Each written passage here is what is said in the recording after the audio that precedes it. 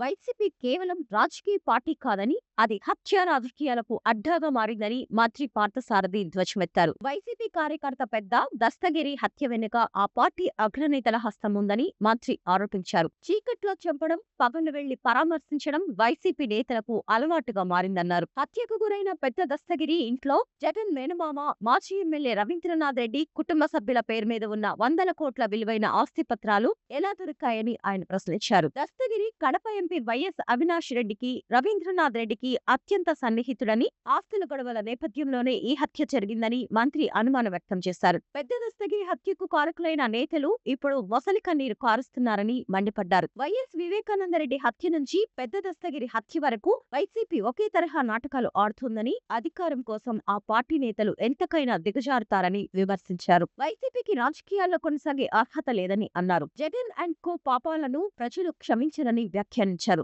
ఆ పార్టీ అనుమతులపై కేంద్రం ఎన్నికల సంఘం పునరాలోచన చేయాలని డిమాండ్ చేశారు.